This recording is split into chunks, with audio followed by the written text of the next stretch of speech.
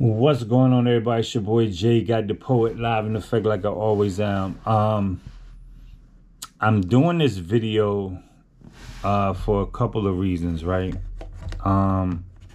Just to be transparent with y'all and to be as positive as possible in this video.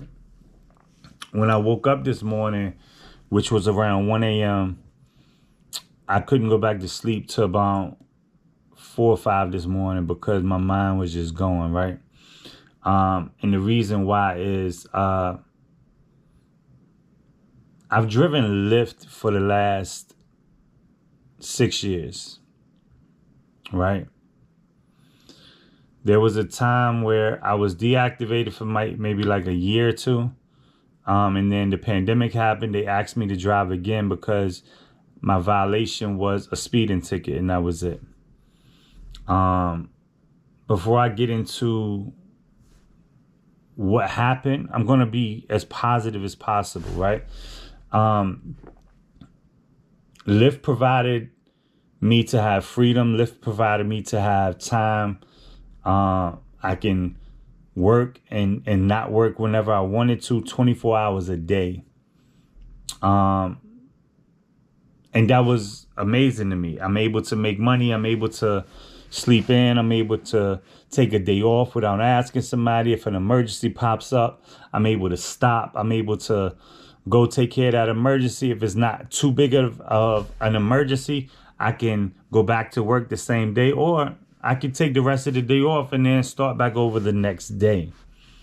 I'm saying all this because these are all great benefits to a company that provides like freedom for you. Unfortunately, I was deactivated because a customer said that I said some discriminatory comments towards them while they were in my vehicle. If you know me personally, you know that it's very hard for me to disrespect someone, to be discriminatory towards someone.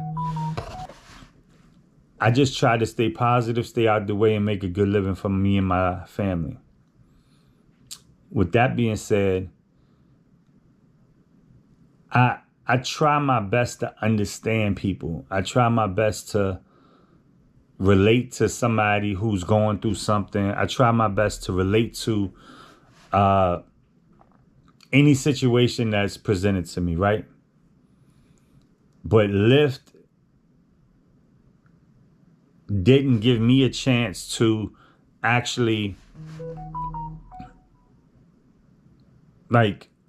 know what happened. So let me go into detail about that particular comment. They said that I was discriminatory towards someone while they were I said a discriminatory comment towards someone while they were in the car with me. They didn't tell me who. They didn't tell me when it happened. They didn't tell me what I said or allegedly said. They didn't say anything. They just asked me to give details on what happened. I don't know what happened because the last 2 days prior to this video, I worked Monday and Tuesday. I worked 9-hour days. And the last 2 days, I did not come across anybody that was rude, disrespectful, anything like that. So I don't know exactly what happened. And for me to communicate with somebody, like actually on the phone or like talking to someone verbally, right? Instead of sending an email, I wasn't able to get that option to figure out what's going on and anything like that. And at one point, and as of a few days ago, Lyft was my full-time income. I do have shop lyrics where I do pop-ups on the weekends, but I stepped back from that because of some physical things I was going through. But I'm going to step back into that so I can handle my business as a man and provide for my family. But Lyft deactivated me without me knowing all the full details of what a customer said that I did. Allegedly, I did. And I really don't know if this is like against the law. I don't know if this is like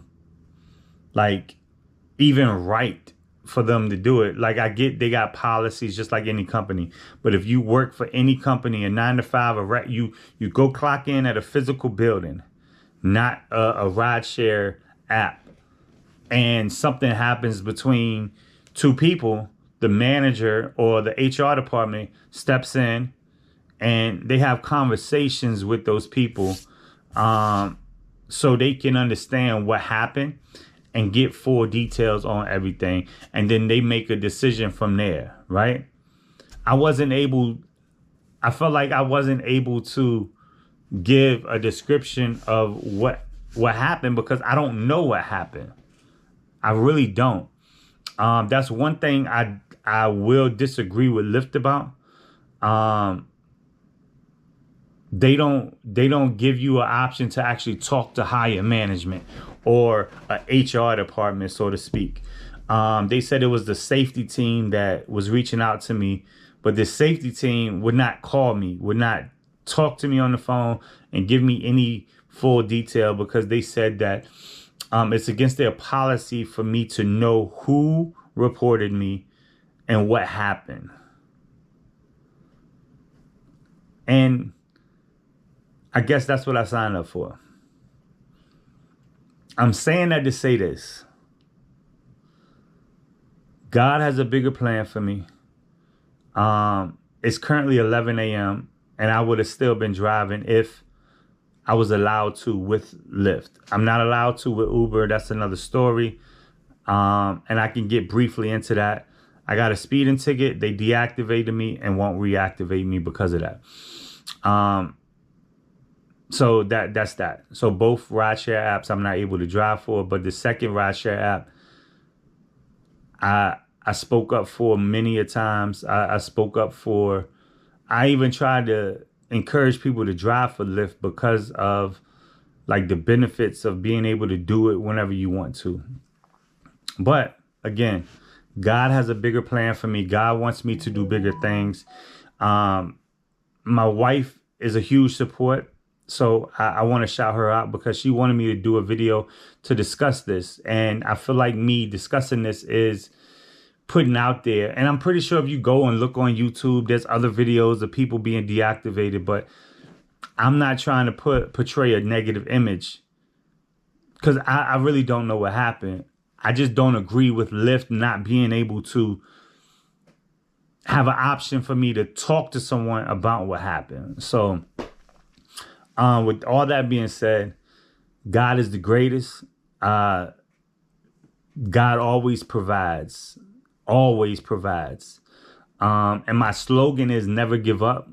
And that's what I'm going to do is never give up. I got other things that I can make money on.